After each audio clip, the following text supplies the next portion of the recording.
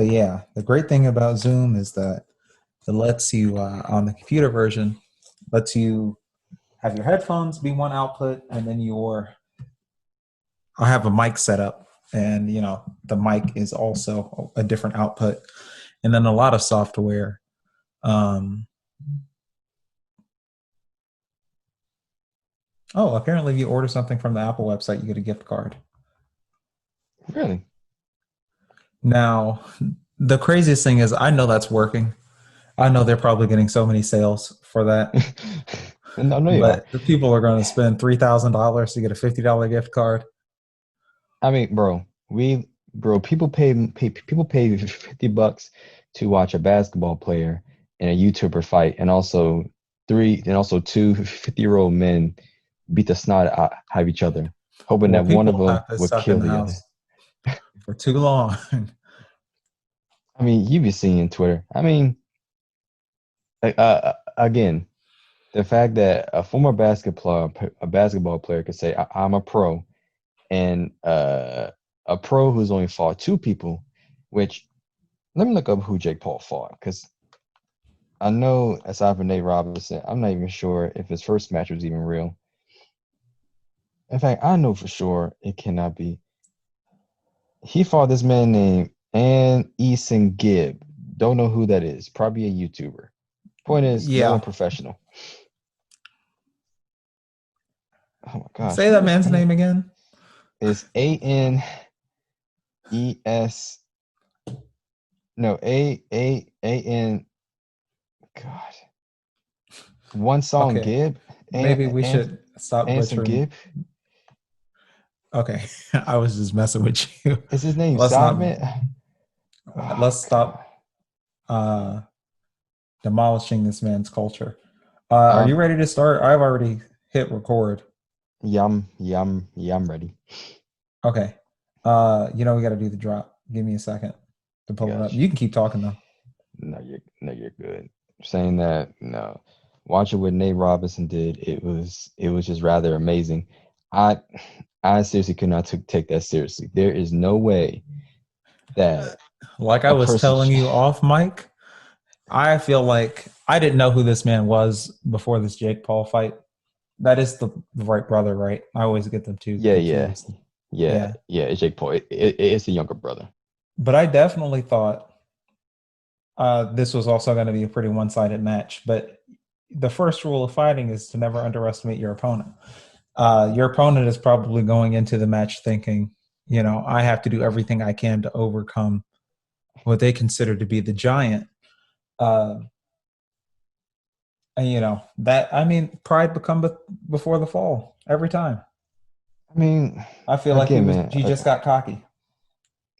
Okay, yeah. So here's the thing. To give a little background, again, I said Nate Robinson is a former three-time slam dunk contest, and also in college he played cornerback at his college, and he was great enough. His skill level was so good that he was like great enough to go pro, but he chose basketball.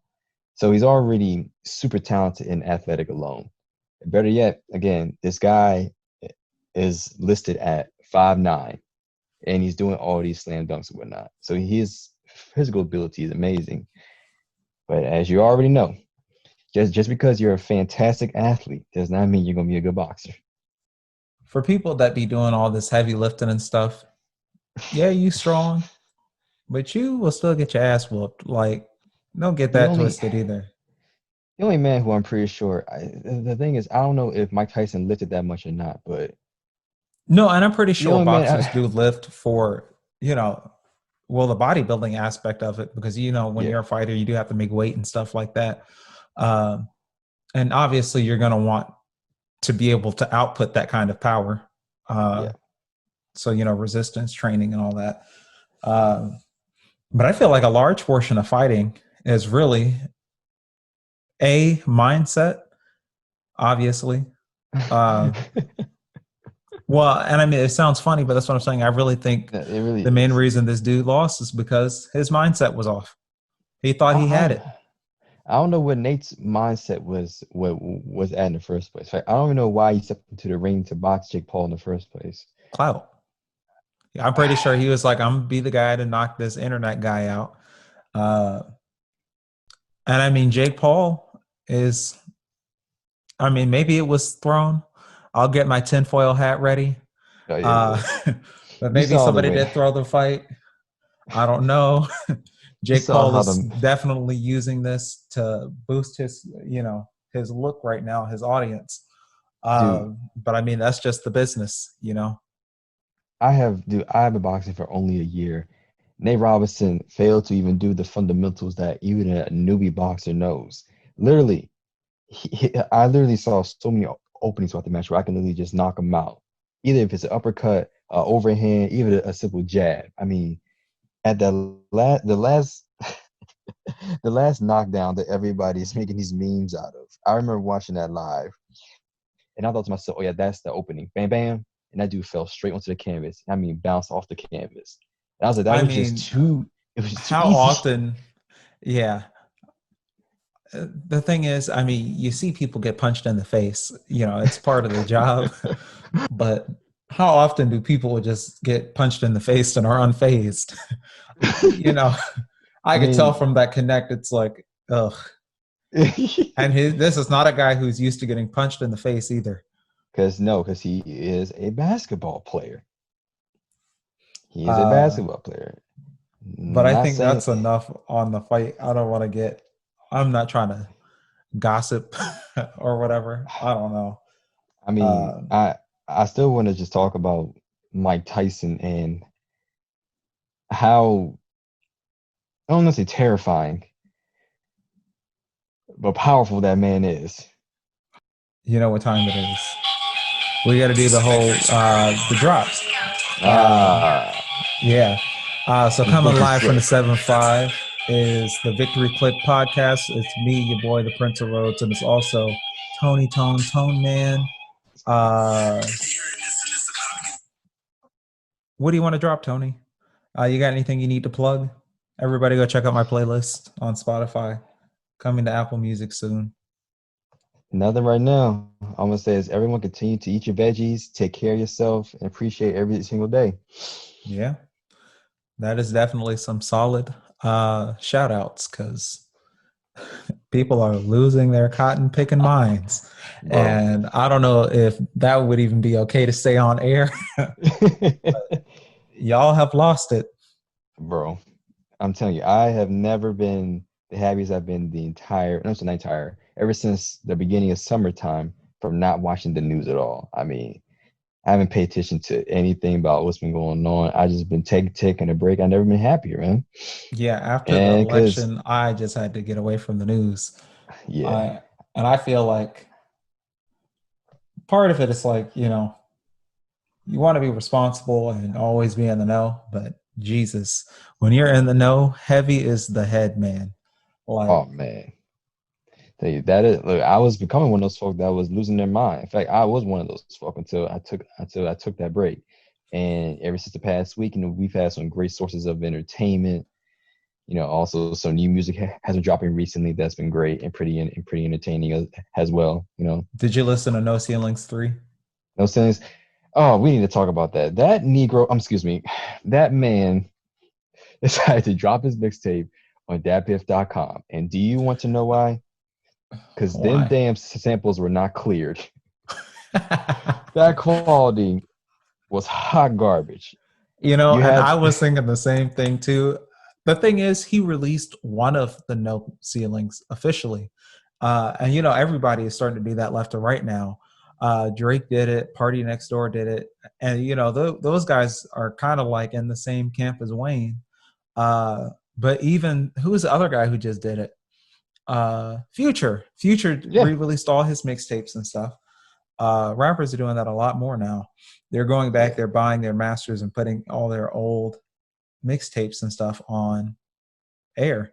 yeah. Uh, You could say that's a combination of them smart and them no longer younger and smartening up, also accumulating the money and wealth to be able to buy the masters. So you yeah, I know was what? going I'm to gonna say release it's my really more mixtape. of that. I mean, I feel like Yeah. most artists don't want to give that up in the first place, but it's like if you can't pay to clear these samples, if somebody's like, yeah, you use my flute in your song, I want $98,000. Oh, easily. I easily. And There's a it's reason why like, Drake. what do you say to that? That's why it is really hard to be, independent or whatever out here. It is treat like it really is. So that's why like you kind of have to give some respect to some of these rappers that literally defy what the industry does, and you see that the industry tries to slander some of these rappers or artist names whenever they deviate against the norm or they have a power play. If you Yeah. could use another example is Dave Chappelle. I mean, And that's, just look, yep, the boy, the yeah. man I mean, down. just look at what he's been doing the past 15 years. And the And thing is, he has always expressed how he did not feel comfortable ever since he's been back in the spotlight. He has always expressed how he has not been comfortable yeah, um, with how Comedy Central is treating that show. And I already didn't watch it when it came out on Netflix because I knew that, and he said it on Saturday Night Live and all that stuff. And it's like, knowing Dave Chappelle isn't even getting a slice of this pie, even at yep. this point in his life now, it's like, ugh. Oh my And that the gosh, yeah. story he told on, that Unforgiven thing, Hmm. that was just so powerful. And you know, Yeah. Now, sadly, I've yet to watch it. So, however, you can spoil it and explain however you want to. I definitely like go back and watch it myself after this podcast. Just a well, disclaimer. uh, there's probably a lot of people who haven't seen it either. I wouldn't go and tell a lot, but basically it's about Dave at different points in his life where he's gotten ripped off. And he Yeah. said the first time was when he was younger. I think he said he was like a kid or whatever, because he was doing stand up for a long time. One of the other comedians like threatened him, stole a joke or Yep. something. Hmm. The second time he was out on a date and, oh, no, that's a movie, isn't it? Yeah, yeah. That uh, was I forgot what the movie was called, but yeah. But yeah, yeah, continue with what you're saying. he was broke. He said he only had like 20 or 60 or some amount of money. Um, I still might be thinking about the movie, but he said something very similar. I wouldn't be surprised if that is where he got the inspiration from that scene from. He only had a little bit of money. He's out and about and he wants to try to make more money. So he tries to like gamble it in the streets playing like 3 card money. The third story, when he's getting his deal for the Chappelle show, he's sitting down in these room of Ooh. executives and Yep. he's like, well, I remember the first time they said it, they tried it this way. The second time it was this way. And it's like, well, what if it's like those 2 times and is not any different? Yep. Uh, but he didn't have any really other options because he was broke at the time. Yeah. And then he said he still didn't pay them, even to Nope. this day. He still hasn't paid them Nope. because contractually they said he wasn't obligated. And that's where I was going to go next because shout out to Cat Williams. He may have his crazy moments in the media, but do not doubt his intelligence. He made the point about Dave and how at that time with the Chappelle show, the contract, if I remember correctly, was I'm sorry, to like backtrack a little bit. He had over 19 to 20 like different production companies tell him no because his pilot wasn't good, quote, until Comedy Central took a chance because he was considered a reject. So Yeah. they thought the show was going to make that much money. So they say, okay, we'll give you 50% of the proceeds. That show grossed, I think, over $500 million for Comedy Central. So therefore, off that show alone, he should be getting $250 million. But he hasn't seen a dime of that. And you explain exactly why. And there's a reason why, he walked away in either '05 or '06 from just the spotlight in general. And guess what the media companies did? They They tried to say said that you'll he be went a crackhead before you make it home. exactly. And they try to say he went to Africa smoking crack. And we're like, anyone with common sense will say, why would this man go to Africa who Hollywood paints as a destitute, barren, poor land to go smoke crack when he could just do it here in the Americas? Why would he go to that place to do it? Exactly. It doesn't make any sense. And so even before that, even with his comedy special stand-ups, I forgot which one he did when he was wearing the yellow jacket. I don't know if that's killing him softly or not, but when he made a few jokes where he was talking about how, I wouldn't exactly be too quick to call someone crazy is because, why was Martin Lawrence going in the middle of the street waving a gun said they're going to kill me? And he said that Martin Lawrence is one of the toughest people he knew at that time. And he literally asked him in a hospital bed, "Hey man, how are you? How are you doing?" He said, "Dave, that's the best sleep I've ever had in my life." So he saw that Hollywood was treating treating people a certain way, and saw what it's doing to regular people. LA is a scary place. And uh, I don't want our podcast to be derivative of the Joe Budden podcast, but Of course uh, not. they talked about that up there. The streets is a scary place right now. Rappers is getting popped left and right. Um, Oh man, yeah. it's spookier out here than it was in the 90s to be a rapper, uh, or really anybody, for real, for real. And the times we're in right now, people are getting real desperate out here. And, people are robbing, people are looting, people have been rioting all year, people are desperate. Yep. Uh, the streets is scary right now. Uh, Oh yeah. and I'm literally, the police are just coming around to our jobs and stuff. And it's like, how crazy that is. The other day when I was at work, this cop came in and was like, "Hey, there's uh, a string of robberies by two armed black men in your neighborhood." And it's like, Oh my I god. really didn't know how to feel about that. Because it's like, to be honest, the the black men are not on my side in this situation. But I don't feel They're like the trying to get their police are money. in my, huh? No, I'm saying like they're definitely not, and the police are looking for Are people in that my, look like you. well, and that's what I'm saying. And I really don't know how to feel about it. The police are not on my side in general. uh, but these other people are also actively going against me. And race aside, if you can even do that, it's like a lot of people are just in a rock and a hard place. Yeah. Everybody's getting their own guns and stuff. People are just high octane. We need to de-escalate America right now. No, there was a news story I saw where it said firefighter shot for trying to help uh, a person, I think, in dying health or whatever. I was like, Y'all why are you shooting the shooting firefighters? firefighters? No, They're the ones trying to they've put out been down. fires. Yeah. Yeah. What? And that like brings me back to the original point where I was like, I kind of stay away from the news a little bit, just listen to some new music, looking at some like entertainment stuff. Yeah. Because you really do need to take a break every once in a while, man. Like Did we I've been plug the listening. Victory Click playlist yet on Spotify, coming to Apple Oh, Music soon? we did not. If we want to get sponsored by somebody like Nike or anything like that, I'll take a Nike sponsorship. Uh, I mean, I don't know who would turn that down, but it don't have to be Nike. If you sell bottled water, I'll promote your brand too. Yeah, we will promote a bottle of water. The water helps people's health. Anything. Hey, Dave Chappelle said it best. I'll I'll promo Coke. I'll do Pepsi. Whoever pays me the most, or whoever paid me the most recently.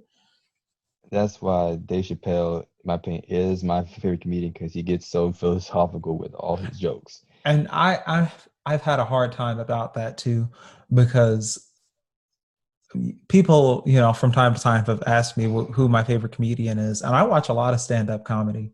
And Dave Chappelle, even back in the day, his whole career, he's just been funny. Yep. Like, it's like, this man don't miss. The whole entire time, Ain't miss, that can't miss. And I would always kind of think about, the most recent person who I find funny at the time. Like, I did have a phase where it's like, when I got into Cat Williams, it's like, oh yeah, this dude is hilarious. Or even like Gabriel Iglesias, oh and yeah. his like style of Yeah. comedy. Yeah, I went back and watched all his specials and stuff. He was pretty funny too. Yeah. Um, That man's funny. Hannibal Burrs actually has some oh my underrated God. stand-ups. We listen to him. And that's the only thing. Dave Chappelle is like the Kendrick Lamar of uh, stand-up comedy, and I think That that makes sense. Yep, that brings me So to my please next don't point ask about the me music. to explain it. I mean, But look, Hannibal Burris, though, is probably like, I don't know. He's really funny. Yeah, that's That's all I that's can that's say. all y'all need to know. If y'all can listen to him with birds, you know he has a pretty, I say unique style. But when you understand his jokes, he will have you on the floor. I keep adding But him on Twitter because I have that one line in one of my songs where I'm like, in the rest, I'm a comedian, Hannibal Buress. And I wonder if uh, he's heard that. I It hope would be so. really funny if he put that in his thing, but he has been very vocal about how it's pronounced Burris. Buress. Actually, how do you Birds, pronounce it? Burris? birds, or what? I I don't gotta think about really. that. How do you hold on? Yeah. How do you pronounce his name? Go ahead and look that up real quick, because you definitely kind of tricked my mind when you said something earlier about comparing Dave Chappelle to Kendrick Lamar. Because I was actually listening to Damn last week, and I was Yeah. saying earlier to you, His whole uh, catalog has been on rotation for me throughout this whole pandemic. I definitely agree. I mean, look, like I said before, I was listening to Damn, and I was listening to the song Duckworth. And if anyone has listened to Duckworth yet, I would recommend it because he pretty much talks about the choices that his father and the founder of his label, Top Dog, Anthony, uh, made resulted in him being a rapper. Um, he said that I'm in the song. His father moved to LA with his wife, aka Kendra's mother, um, to LA because he was doing some like gang shit out in Chicago. So when he was working at the KFC in Compton, Anthony Top Dog, the founder of TDE, was going to rob the KFC. So to get on his good side, Kendrick's dad Ducky decided to like give him and his crew some free chicken, like extra biscuits and whatnot. And people assume this because t- Ducky was trying to stay alive, but it's a little bit deeper than that. One of the reasons why Ducky decided to give Top Dog some free food is not because he wanted to stay alive. I'm sorry, not the only reason why, but it's because he understood where TDE was coming from. He knew that this dude, Top Dog, was hungry, was tired, and all the time scared. So giving him food kind of let Top Dog bring down his guard down because he said I like Ducky. He's a cool dude. Well, that resulted in the future into Kendrick Lamar becoming the great rapper he is through TDE. And had Ducky or Top Dog not been cool with each other, Ducky would have been killed most likely. And Yeah. that's really kind of like the cycle of poverty and how men's pride in the hood and how a lot of them aren't allowed to, I would say, let go because TDE was a self-described monster. He would even say that himself, according to Kendrick Lamar. And I got that just listening to that one song about the cycle of poverty and how if you help, simply doing the action of helping someone out can save your life and can save their life. Well, I and went that's deep, why you man. gotta project like positivity into the universe, like in general. Uh, and again, try not to internalize everything that comes at you, because a lot of the times the way people act is really a reflection of their inner struggles and their situation and stuff. And if you really want to level up, you gotta rise above that. A But hundred if you want percent, people to level up with you, you have to recognize that in people. But and I'm this about to pull up literally, the track list real quick for yeah, that. Uh, yeah, sure. we're gonna just give you the breakdown, I guess, Oh yeah, to no, the people no, listening please. at home. And you Uh, know what? That was there actually leads. anything we were supposed to say to our audience? Like, do we have any like? Do we owe them anything? Oh, I'm having a Spotify giveaway. If Yeah, go ahead. anybody is interested in that. Yeah, yeah. If anyone's interested, definitely hit them up.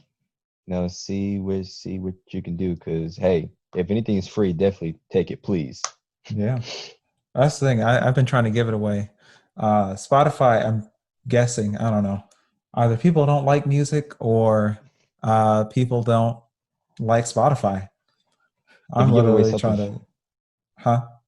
I say, how about this? If you give away free AirPods, I'm pretty sure someone would definitely take that opportunity.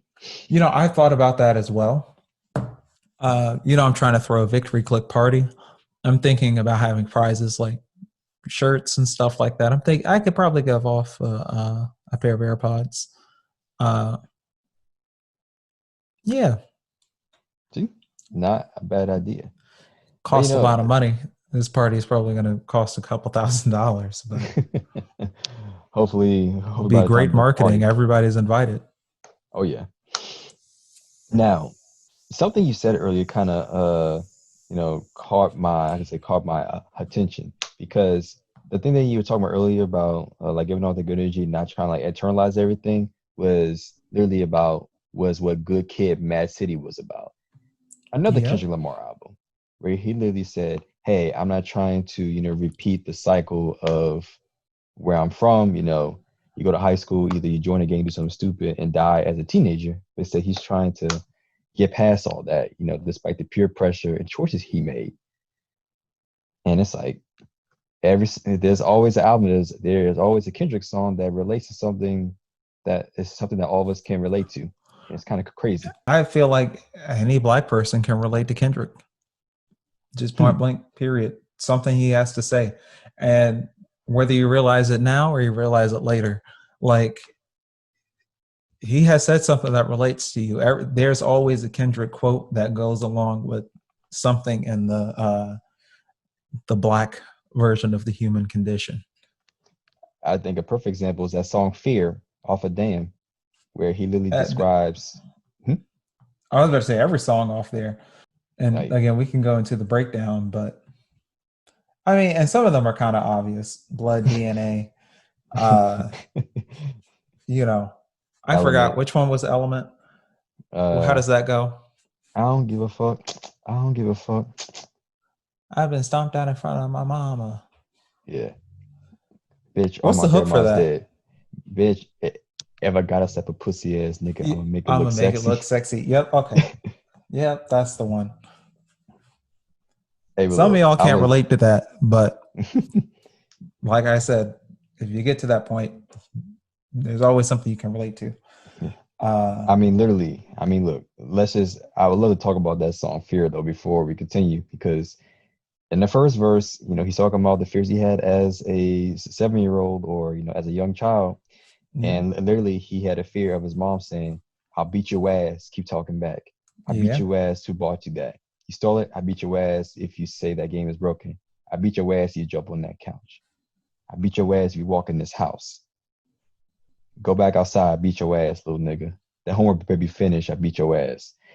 Don't tell me there's not a single black person out there who has had a parent say something like that to them about any of those Yeah. things." Yeah. He really tapped into that bag on that one. That's what I'm saying. And it's the second verse at 17 years old, like growing up in a hard neighborhood, he literally says, and his fears are thinking, "I'll probably die anonymous. I'll probably die with promises. I'll probably die walking back home from the candy house. I'll probably die because I didn't know DeMarcus was snitching. I'll probably die at these house parties with these bitches. Or maybe die from pressing the line, acting too extra. I'll probably die from one of these bats in blue badges. And bam, these bats and blue badges. Yeah. Body slammed on black and white paint, my bones snapping. Police brutality. Don't tell me there's not a single black person who has experienced any kind of police brutality because we see it. Well, that's the thing, though. Don't say that because that's usually the first argument is when people say, well, I haven't had any negative experience with the police. So then they discredit the entire argument for it. Um, but more than anything, I think it's important that people recognize that it happens to other people, even if it hasn't directly happened to you. A lot of his songs anyone can relate to because he's just like I Yeah. said, he is the Even if you epitome. can't personally relate, you still kind of get it. I tell you what, there is one more lyric I want to point out just before we continue. It's on the song XXX. If you ever heard that song, yeah, y'all should listen to it. And Listen to this literally, album. Was it yeah, been please. 4 years? It's been 3. Yeah, it's about to be. Oh my God, it's been 4 years.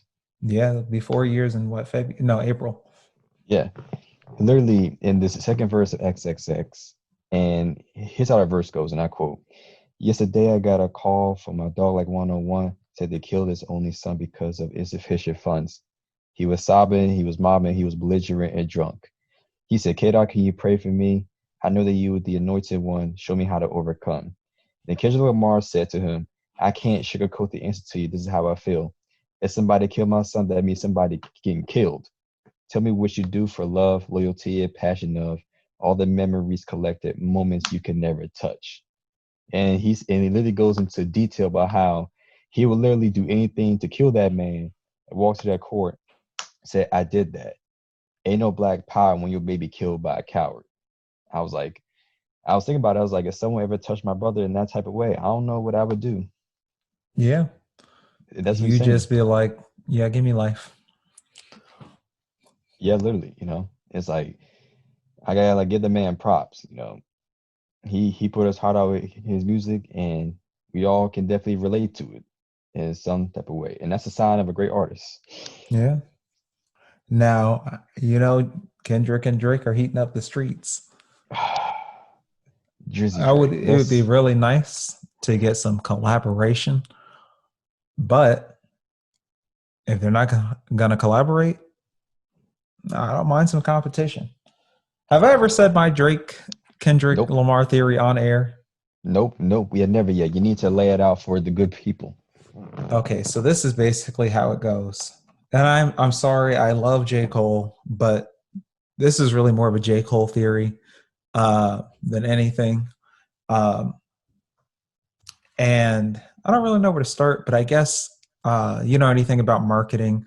Um, in the long run, every competition kind of becomes a two-horse race, or every market becomes a two-horse race. And in rap, it kind of seems like we have the big juggernaut, Coca-Cola, that being Drake, and then we have the underdog to be like Kendrick in terms of branding and whatnot. Yep. Um, and I'm not going to say they're the same thing. Uh, they do make rap music, but their brands and everything are just entirely different. Um, You should explain to them in terms of the status of Drake and Kendrick in terms of like the body, like who is the heart of rap game, who is the soul of rap game, and stuff like that. yeah, and that's where I was going to go next, is because I was going to say, uh, even though their brands and kind of music they make isn't necessarily the same, uh, they're at the end of the day, they're both still rappers. And it's almost the comparison kind of gets shaky because Kendrick Lamar is a far superior rapper than Drake. Mm-hmm. Mm-hmm. But Drake is a far superior singer, and Drake can't really even sing, but Drake can make an R&B record, and Drake can also, I mean, this is kind of like a fight between like Kakashi or somebody like that, because Drake has got that Sharingan flow Yep. where he can just take any ethnicity he wants, any Oh flow that he God. wants, and just add that pop star touch to it. Yep. Uh, and when you have somebody like J. Cole in that next seat, right? I mean, because I think when people think of big three in this generation, it's not crazy to assume it's definitely Kendrick, Drake, and Cole, right? Yep. Um, J. Cole being the third person, it's almost like it's almost impossible for me to say. Uh, I don't see how people say he's number one. I'm sorry, because Kendrick Lamar is a far greater rapper than J. Cole and Drake combined. Ooh, I'm oh man, sorry. look, you're going to be pissing a lot of people off. We And the have thing is like that, and three that's okay. followers. Get mad if you want to. And that's all right though. We welcome people that have different opinions. Definitely shout any of us out to give your opinion if you strongly like disagree on something. You Let's can let's have a definitely hit conversation me about that. at Twitter. I got Twitter fingers. Look, we definitely have a conversation about that. Especially tell you what, I want everyone to listen to Black Friday by Kendrick Lamar and J. Cole and tell me who killed it. Just let me know, because I'd love to hear your opinion. No, I'll tell him on air. Kendrick Lamar, J. Cole made a great remix of All Right. And you could just tell if, you know, without even knowing what it was gonna sound like. Just hearing J. Cole is gonna be hopping on All Right, even if it was just a remix. Hearing that, you would have been like, yeah, he You about to about to go, body that. he about to go dummy, Yep. he about to go as stupido on the track. But uh, what did Kendrick Lamar do on A Tale Kendrick of Two Cities Lamar beats? took that to a different stratosphere and back. He took that. He took he. Oh my god! And I kind of want to play it because that might be the hardest rap song I've ever heard in my life. I And I don't mean, even know if that's being over exaggerating. no. Here's the reason why it's one of the best verses that you probably to think of in recent memory, because Kendrick had maybe three or four different flows on that one beat, no hook at all on that one beat, and killed every single I'm pretty flow. sure he had 5 or 6. Oh yeah, let's go. Yeah, and look him out, and he just kept on going like that, and you got me. That was one of the hardest things you heard that day. And the thing is, and not only was it flowing like crazy, but he was saying Hmm. stuff that's relevant to this day. Yep. Like the whole Donald Trump and Kanye West, all of that. Uh, Yep. you He know, predicted that Kanye West would try and run in 2020. Mm. yeah. Now I don't know if a lot of people were saying that at the time, but if anything, he called it. Uh, and I don't know. I mean, you never know. Kanye West might have told him that years ago. Oh I mean, well. these rappers do bump into each other a lot. They Yeah. run the same circuits and stuff. Yeah. Uh, Now we're saying all this, not to say that we think that Kendrick is better than J. Cole, which JT just I'll say confirmed that. What we're saying is because lyrically and technically wise, Drake Nobody cannot is, keep up with Kendrick. no, No, not even the slightest. not even the Uh, slightest. and the thing is, Kendrick is getting a lot better with getting vibier on his songs, getting Rihanna features and stuff like that. Hmm. Weekend features, SZA. He's getting a lot better with that. Uh, but at the same time, if we're just talking about Drake and Kendrick, Drake has also got some pretty heavy hitters. Yep. Because I'm pretty sure he could call up Wayne and get a nasty verse. Yep. And Disgusting verse too. When Wayne gets in that competition mode, he is a different beast. I When mean that Wayne mixtape starts, mode. well, not even just the mixtape mode, like you can tell when Wayne just be flowing and just going off to make punchlines and stuff just because he can. But it's a whole different ballpark when he is actually trying to get at somebody. And I'm pretty sure the way that Drake and Wayne are just moving right now, probably even Nicki too. They're probably doing a Young Money reunion because now all of them are like independent. Uh, and they're Now, probably about to just be beefing. They got beef with the whole industry uh, for different reasons. yep. Everybody, has bad opinions on them now. So I wouldn't be surprised if they have another kind of like business partnership or whatever. But that's just in the whole. We could talk about the whole Drake versus Kendrick in a second. Yeah. But my only next point is that J. Cole can do that pretty good, but Hmm. Kendrick is just on another level. It's just a whole different like ballpark. It's a different weight class. Like J. Cole literally just can't compete with that. Drake can't compete with it either.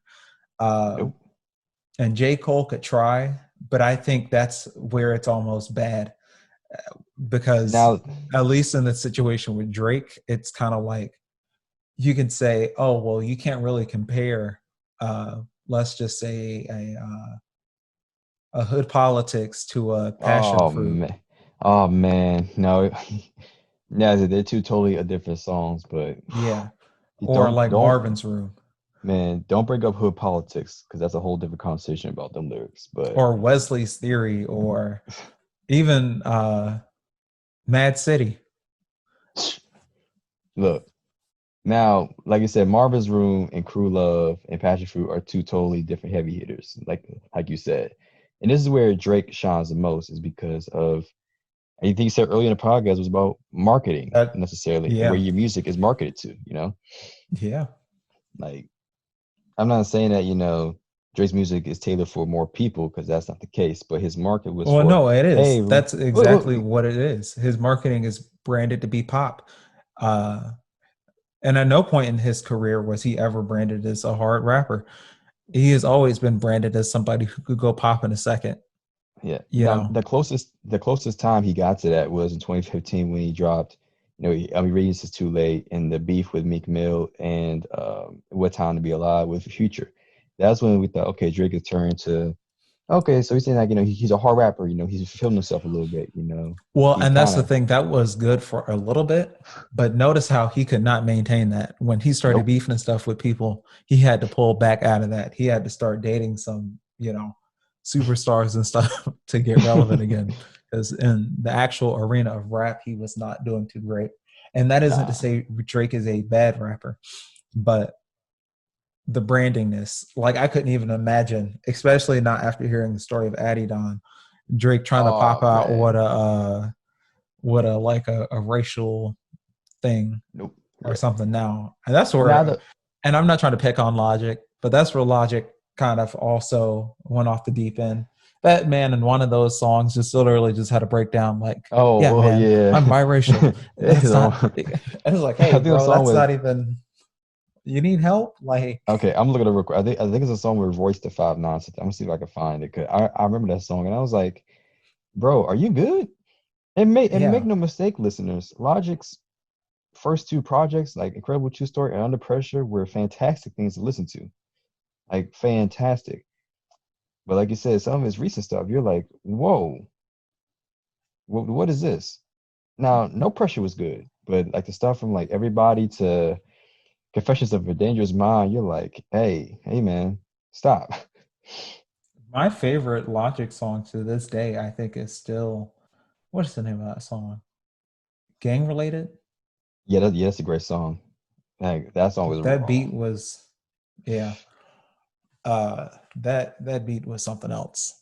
Yeah. Uh, Now with that, we definitely saw Drake go back to his, more emotional, softer touch with Views. In fact, that was the reason why a lot of us, well, a lot of didn't people that like I it. knew, yeah, because it was like, hey man, No, I this is think kind of, pretty universally across the board. I think when views dropped, people didn't know how to react to it. And it was just kind of weird. And especially because that whole roll up to that point, people were expecting, and I think I told you this the other day. I think if Views and Scorpion were to have swapped places, it would have been received a lot better. More Life Can Stay in the same spot. But if Scorpion, this whole like beef battle rap album, were to have come out, that would have looked really good after, if you're reading this and What a Time to Be Alive and that oh whole yeah, Summer like, 16 thing, that can't you would have gone imagine? crazy. Can you imagine if Nonstop had dropped right after What Time to Be Alive, like in Oh, 2016? that's what I'm saying. Yeah, That would I have would. gone ballistic. Yeah, Triple, double, quadruple platinum first week. but but And the yeah, thing is, but One Dance was good and all that kind of stuff, but nobody, for us, that was our first introduction for that. And it was almost weird going back, on when Scorpion actually did come out. It was almost weird to not hear any Jamaican Drake or whatever. We're thinking like, oh, he's about to have the pop hits, the island vibes and stuff. Um, and it was almost weird to hear an hour and a half or however long that was and not get them different vibes. I mean, he kind of did take it back to that old R&B style, but um, I think we were expecting something like, I don't even know what he's doing now. Now this man is just running around. he's One having week fun he's though. Arabic, another week he's from the tropics. I don't know I what mean, island he's on. I don't know if he's in the Mediterranean. I He mean, was talking he's about been. Greece a song ago. I mean, just before I continue to respond to that, because I think I know where the wave is going next, which it has reached here. It's just that it's Drill? during, well, no, Oh, not that. I was talking like in terms of what kind of sound Drake was pushing for next. And like I said, we're at that point, but due to circumstances, we weren't allowed to emphasize it. I want to point to the viewers also that Kendrick Lamar made a diss song about Drake in 2017 called "The Heart Part 4." Yeah. And yeah, and if you listen to it, this was the single that was released before Damn, and people were, "Oh man, pissing is hard." Like, no, he's talking about somebody in the song. In fact, he literally said in the song, "Here's Lamar," and this is the thing with Drake that we talk about how Drake tends to steal styles and whatnot, or not steal, but just Hmm. go for like a different styles. Uh, He here's borrows them. Lamar. He Sharingans them. Yeah, look. In the song "The Hard Part 4," here's some of the lyrics that Kendrick said. He said, "God damn it, where's the lyrics? I found it." He said, "They throwing me out, they throwing the towel. I look at the crowd. Now I'm like that. Look at my smile. I'm smirking, calm but urgent. That ain't the style. So many verses you live in denial. So many verses I never run out. You make me nervous. The music is loud. Ho, Jay-Z, Hall of Fame, just hit your punk ass down." Now to give some context. At that part in the song, he has paper crunching in the background as if Drake is trying to write some lyrics, but it's not figuring it out right. And he's literally saying that Drake has been stealing styles or go from style to style just to find out what the style is, and not sticking to his authentic music self. Pretty much, he's not a real artist. He's You really know, like a tech Drake at the core. and the thing And I, is, part of me thinks that is really true, but another part of me is kind of like, I know it also can't be true. Uh, well, for a few reasons, though. yeah. Uh, because how many songs has Drake gifted to other people Oh, plenty. to Oh, this plenty, man. day? Are you kidding me? Uh, and the whole thing about ghostwriting too is that again they're not really from the same ilk. It's nothing for a pop star or even an R&B singer to have other people write music for them. Uh, but obviously, if you're doing what Kendrick Lamar and say, I almost call him Schoolface, Schoolboy Q, Schoolboy. Shout out to Schoolboy Q, Schoolboy man. Q, Shout out to Schoolboy Q, uh, man. I love your music. We apologize for that. or even like a ASAP Rocky or Tyler the Creator, you know. Uh, well, then again, that's kind of weird too because I don't know, it gets blurry because especially when you get into like different rap groups and stuff, those they be trading bars and stuff left and right. Oh yeah. And usually when you get like a single or something, your hooks are usually outsourced. Hmm. Uh, you know, the label will kind of force you to put a song together, uh, and a label will kind of force you to use writers anyways. Oh, Uh, he's trying to reveal some of the secrets, man. well, I mean, that's what happens. I mean, you're a Yeah. product to them. They're gonna be like, "Hey, write me a hook," and I'm like, "Okay, this sounds good, but such and such should sing it." Hey, look. Which brings me to my point that think about the kind of music that Drake's label and Drake kind of like released or co-signed for this year. I mean, Popcorn's album, the Jamaican sound he's been playing with. Even like you said, you brought up drill, which I think was leading to the next point about how the drill sound is really starting to take fruition over here. Kind of thanks to Well, Pop Smoke, which and rest in peace, that's by what the way. I'm trying to get at, though. Again, with the whole, I guess we can just start. Uh, oh, I never finished the J. Cole thing. To Oh make yes, a sir. long Yeah. story short, J. Cole can't compete in Drake's lane of making these hits. Drake can sound good on just about anything. He is just more palatable to more people. Um, and J. Cole, I think, can sing decently. Um, and just as a really good example, J. Cole has some very powerful hits with Miguel. That is a really great combination of, songwriting talent.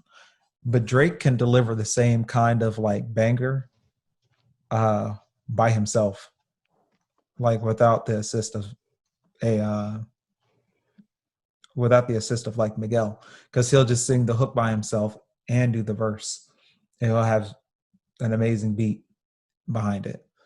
Uh, you can actually make the argument that I guess we could say that J. Cole, I guess, is kind of the soul of the rap game in a sense where he can do both. He may not be the best at like the lyrical or the say the more emotional passion aspect or the love part as far as the hip hop, but he is a soul, so that he could tap into both.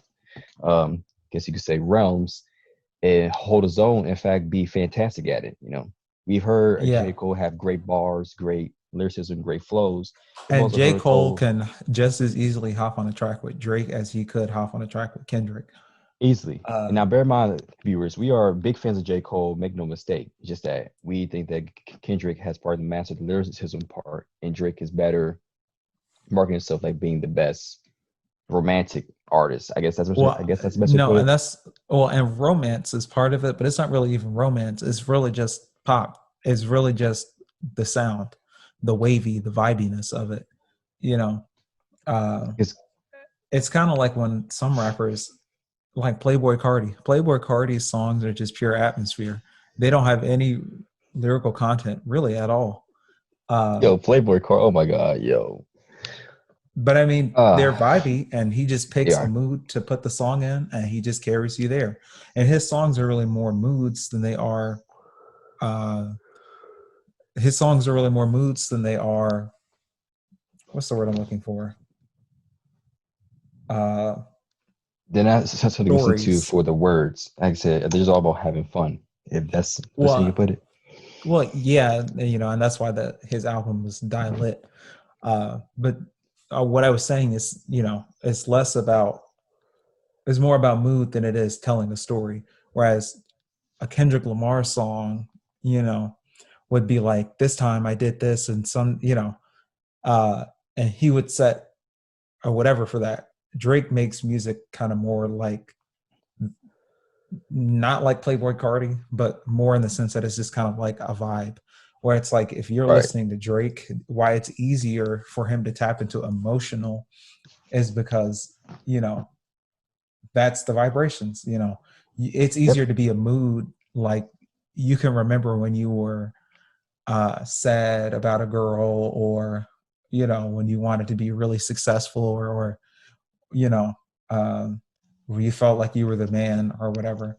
Right. But Kendrick Lamar isn't quite as easy to put in those emotional categories. However, if you wanted to talk about topics and themes, you could very easily pick out a Kendrick Lamar song about police brutality, a Kendrick Yep. Lamar song about black skin and its beauty and stuff, or you know Fear, uh politics, what's going on in the hood, what's like to be a kid in the hood politics what's it again. like, the financial struggles of being black in America, something like that. But Yeah. that's not so much of a definite feeling as it is kind of like concepts, and you kind of have to be a great lyricist because you have to establish the underlying premises before you could even address the thesis, because it can't be assumed. Otherwise, it wouldn't make sense. I mean, again, there's my last point with Kendrick. Then I'll go back to my point about the new hip hop sound that came out this year. That thing will rumously blow up in the next 2 years. In a song, I don't think Playboy Cardi can say, "Ain't nothing new but a flu of new demo crips and Republicans. Red state versus a blue state, which one you govern them? They give us guns and drugs, call us thugs, and make it they promise to fuck with you. No comment they fuck with you. Obama say what it do." There's very You few don't think artists Playboy that can Cardi do could that. get that off? Well, and that's the thing. And I even hate that I have to mention it. And this is no diss to anyone, but Eminem did say it one time, and it's like, what did he say on Rap God? He was said, I don't know how to use words like that. Oh no, I don't know how to write songs like that. I don't know what words to use. And when I heard that, for a second, I did kind of stop, and I was like, that is a really good point. Is that most people would have a hard time even lyrically performing saying that, let alone coming up with that as a concept. You get what I'm saying? Yeah, yeah, yeah. Like, uh, and the thing is, for me as a writer, and my engineers have told me this a lot of the times too, where it's like, they'll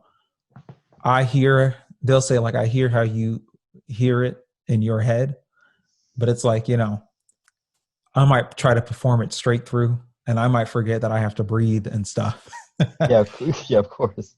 um, and God, like, I mean, it would be, I mean, I guess if you knew how an artist's mind worked, you would be able to replicate their work and stuff, wouldn't you?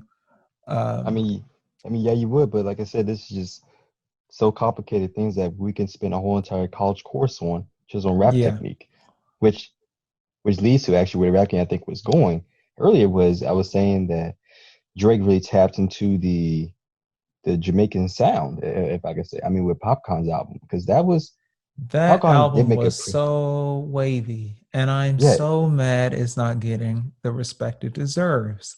and That look, I album mean, is great. there were so many songs in there that you can play at parties, dance with somebody to, vibe And to. what's crazy is it's because Popcorn did what Drake did.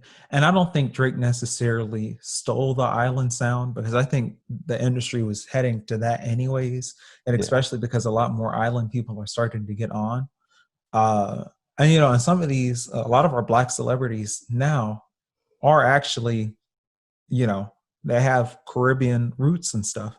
mm-hmm. Uh, for instance, probably the biggest pop star in the world, Rihanna. Rihanna, Exactly. Uh, Barbados. yep. Um, so yeah, I'm not going to necessarily say he stole that sound. I don't know. I won't weigh in on whether it's authentic for him to be using it or not, because I think there's an argument that can be made for it, but there's also a really good argument against it. Um, Yep. and I will say it's kind of hit or miss for me, because I like One Dance, I like Controlla. Beyond that, maybe Passion Fruit. And can You you like name Twist and another good Turn? one? I mean, Oh, is Twist and that's Turn good to you? Popcorn song, but I meant like ones that I know are from Drake. If you want to talk about Uh, other artists, to Party Next Door did a great job on Party Next Door 3, introducing that Jamaican sound to his soundscape. yeah, Because he had Not Nice and all them other songs up there. not Uh, nice, you're rude. why did you do that? Oh man, well, yeah, uh, yeah, yeah. They said PD3, yeah. well, Introduces and some. even on his most recent album, Party Mobile, Loyal, that's the one. Coming way around, I'm loyal. Oh, that wasn't any better. Oh, that was terrible, guys. These songs sound much better than we're portraying it to be. Listen to them too if you can, if you're Oh, interested. yeah. But he keeps that island vibe kind of throughout that, and it's pretty good. And even the funniest thing is when I actually got introduced to Party Next Door, I actually got introduced to him through his like Jamaican sounding music.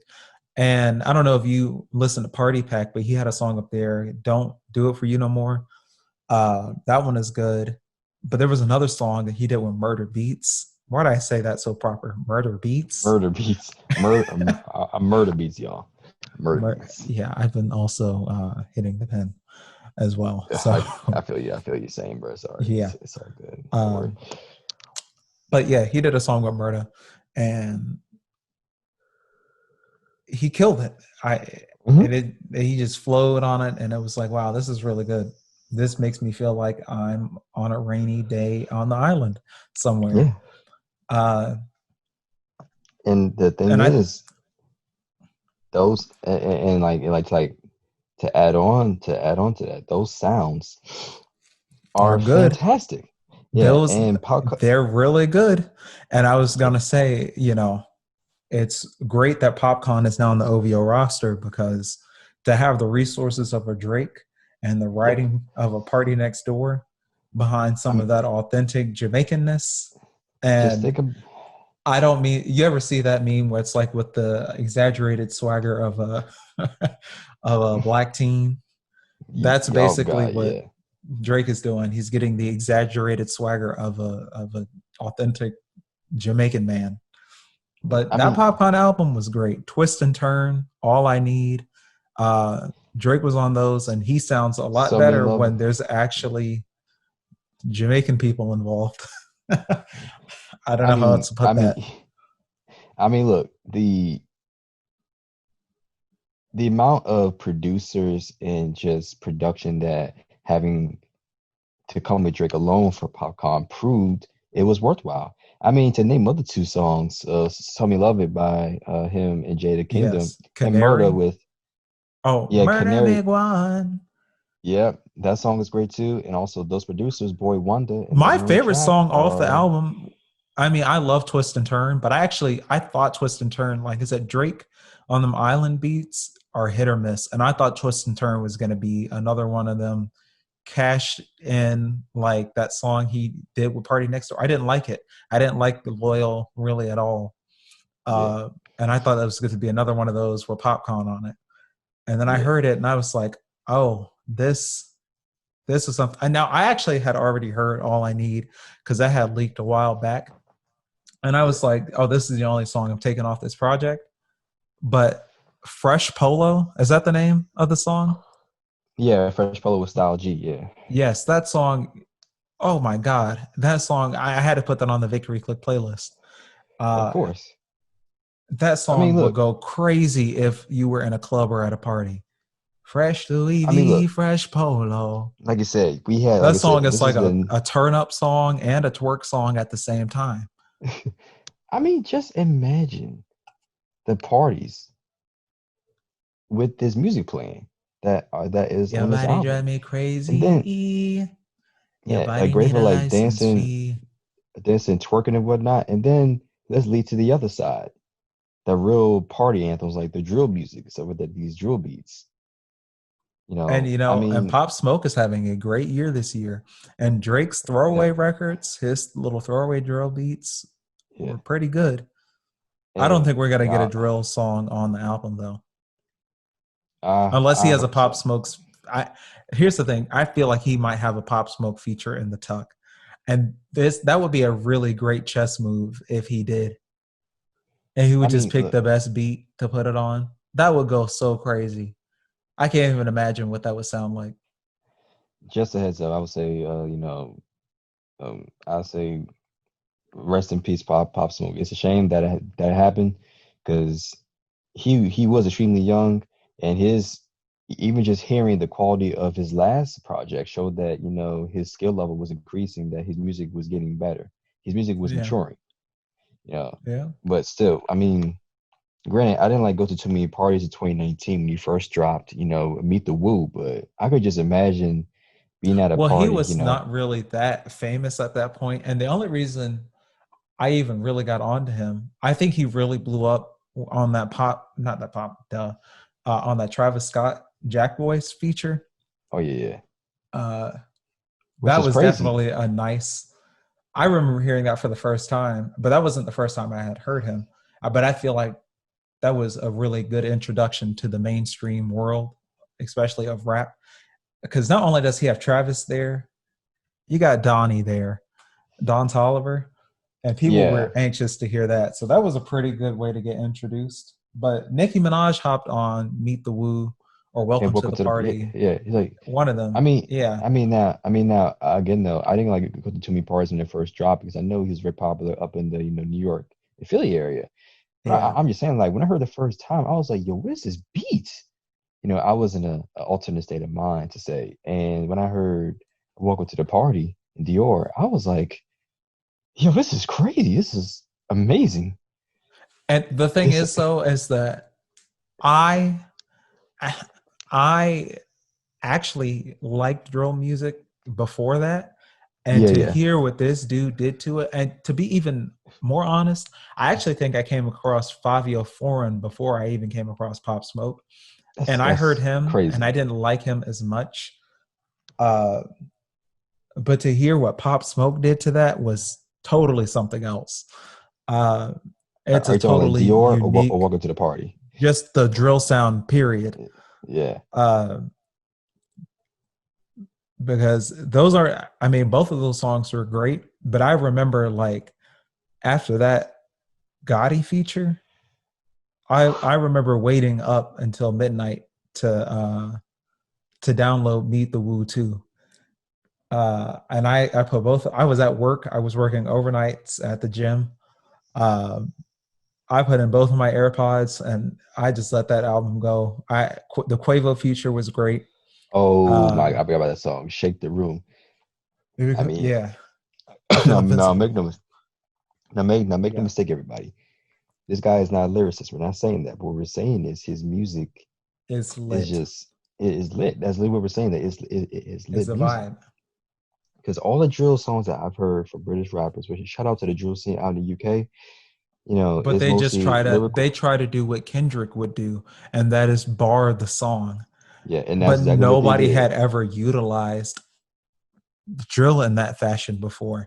And you know who is probably beating themselves up about that? Who? Drake.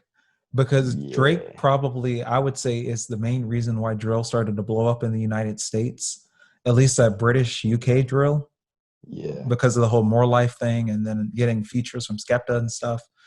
Uh, when More Life dropped. And I think ASAP Rocky and Skepta had, was it 2 Chainz or was it ASAP Rocky?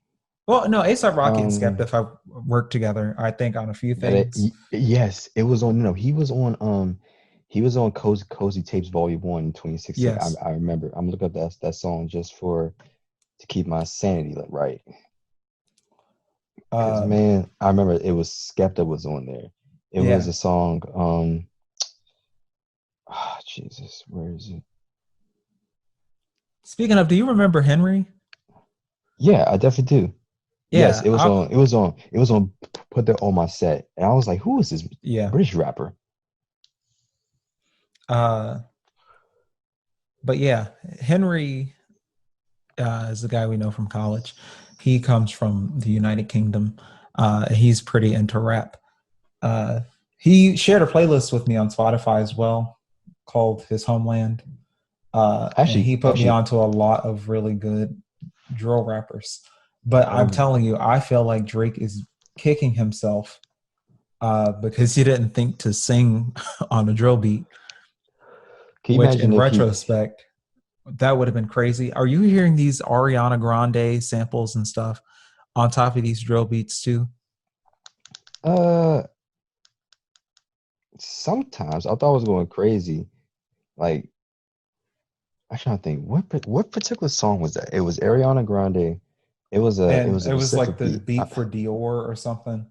Uh, Yes, yes. I was like one of Ariana like Grande's songs has that kind of tempo to it. Not and tempo, but like that sound, like that cadence. It was that weird. do do do do do do do do do Yes, do. yes. And I forgot what song it was. You know what? And I'm gonna it's look it like up right now too. I think it's 7 rings. And it's like my wrist. I bought it. Do you thinks that? But the guy who's making these mixes, his name is Black Mass on Twitter.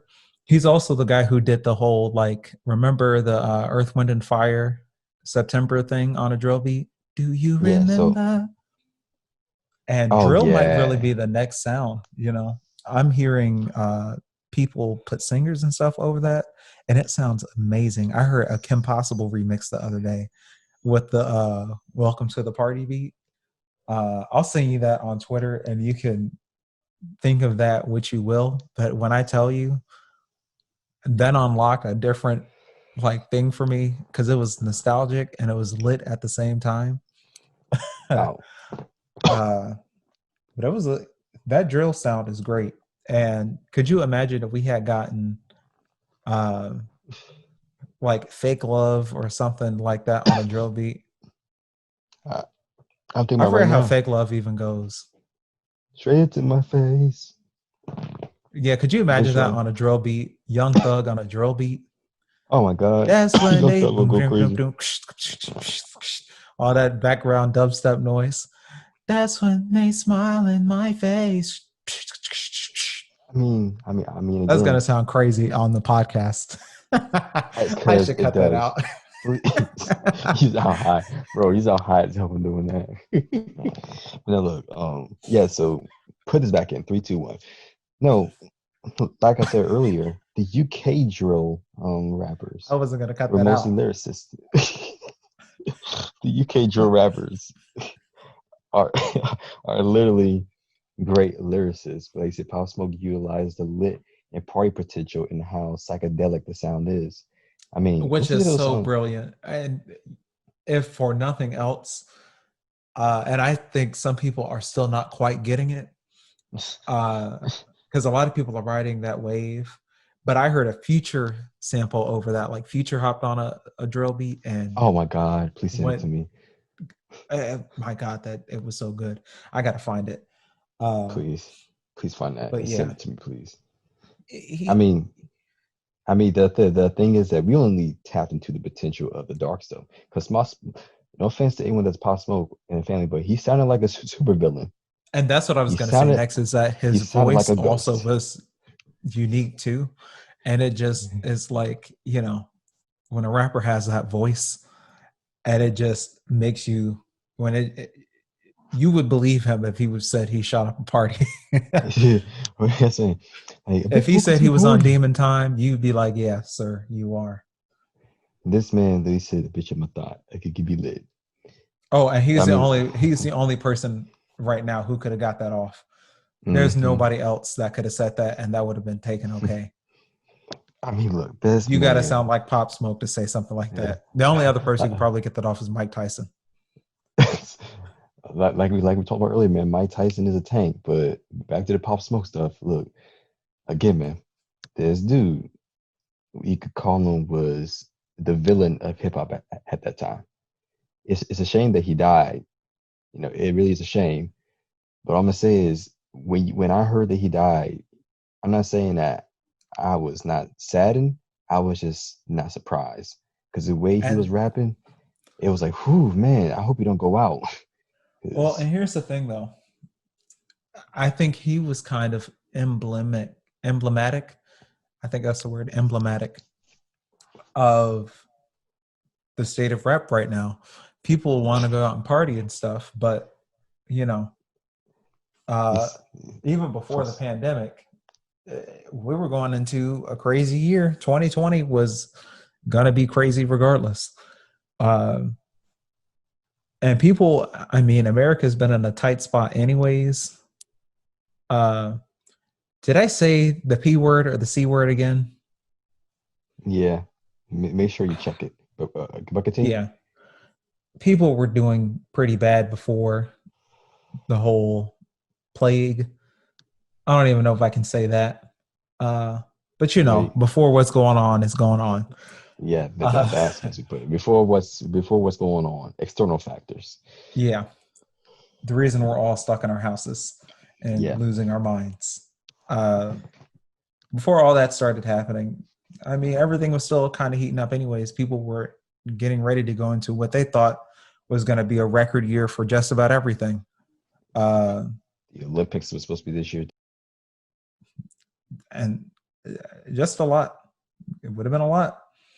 Uh, but yeah, not only that, just the atmosphere right now, anyways, even before Pop Smoke. And it was so sad to see it happen. But I mean, people always think about the drugs aspect of it. And I've always had an issue with people blaming drugs for a lot of situations because I'm not saying everyone should just be walking around on drugs all the time, but I mean, the amount of rappers that die from overdoses is almost nothing in comparison to the amount of rappers that die in comparison to violence. You know, the numbers are Easily. so Like wildly disproportional. we've had so many rappers die from simply killings in the past 2 years. I'm just about just during this time. I mean, King Von for crying out loud. Uh, I Boozy, yo, Boozy Boozy got got shot. shot. Yeah, Benny the Butcher got shot in the leg. I got had to drop shot. nigga Yeah, a great album because he just dropped a yeah, new album, which yeah. was fantastic, by the way. It was That's what I'm great saying. production. Yeah. People are desperate out here. And I was gonna take it back to even XXX Tentacion. Remember what he was trying to do? He was trying to buy a car. They thought he had the cash on him and popped him.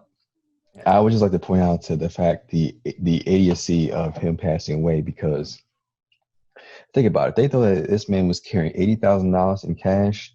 Car dealerships do not take car payments in Well, but that that's the much thing. cash. People, the whole rap persona, you have to kind of flaunt that you have money and stuff all the time. You got to walk around with chains and stuff. So I mean, you kind of become a target. You become a walking lick for some people. Uh, God. I mean, and it's kind of crazy to think about.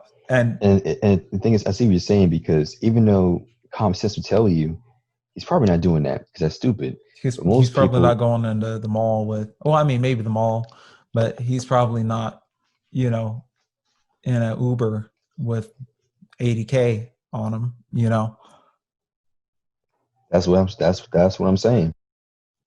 I mean, literally, again, these people usually make decisions on emotions. They probably thought, oh, he must have the money on him. I seen it in a video.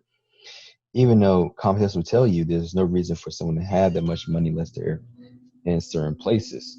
And one of those Yeah. places does not include a car dealership. But to each his own, man. It's really Do crazy out people there. even bring cash, physical cash, into a car dealership? Not, Has I that mean, ever been they. a thing? I'm pretty sure it was at some point, like buying a real expensive car. But it's like, I mean, checks I aren't. mean, Were checks not an option? the thing is, I don't know. I mean, some people can bring like $5,000 to the dealership for like a car, sure, but they're not like bringing $500,000. In fact, it's so much easier to do things That's the online thing. versus carry the cash. Well, that's what I'm saying. I don't know if there was ever a point in time where people were bringing cash in any amount into a dealership I beyond what they mean, would I normally mean, carry in their person. Because nowadays, yeah, anything would be on a card, credit card, or a debit card or something like that. And back in the day, people used checks. That's the whole reason for checks. Maybe if something cost a couple $100, you might carry the cash. You might have, yep. I mean, if you had I'm, money, you probably had $500 in your pocket walking around. I'm, But I I mean, mean, cars I think only cost like $1,000, so they can probably carry that cash with them. But even still, like you said, $1,000 was that much money. They're most likely not carrying that amount because that's a whole and you ton of could just money. easily write checks. Yep. Uh, but of course, when you're broke and you don't know any other options and you see what looks like a walking money bag, you're going to try it. Yeah, you want to take that chance. Let me think. We Ask have been going Nipsey. on this one for a while though, but I do kind of want to end with my story For uh, sure. about how I almost did meet Pop Smoke. Uh, did I ever Oh, tell you this one? interesting. Nah, you never told me. Go ahead, man. Share. This is a random Saturday. Uh, there's this girl I follow on Instagram, and she was just like, Pop Smoke is in Newport News. And I was like, what? Uh, and if you're from the 757, you know what that means. But he was here, he was in VA. Um, and I was like, oh, word. And it wasn't like a concert or anything. He was just at DTLR at the store. He was doing a pop up and he was just taking pictures with people who were buying his album and stuff. And, um, signing autographs and that kind of thing. I was like, oh, bet. I'm definitely going to go up there and check this out. Uh, I remember I hopped in the shower immediately, got dressed, drove up there, drove, uh, dang, and I think this is Saturday right before people started going out and stuff. So I kind of hit a little bump of traffic, kind of got through that, went to the wrong store, went to the wrong location, came to the right location like about 20 minutes later. Just as I pull up, I walk in the door and I see this big Sprinter van pull off, and it looks like a luxury Sprinter van. And I was like, hey, is the Pop Smoke thing still happening? He was like, no, that's his bus right there. And I was like, oh no. And I remember I was like, dang. And in my head, I'm like, I'll probably be able to meet him in Something in the Water this year. And not only did Something in the Water not happen, but he literally got shot a week later.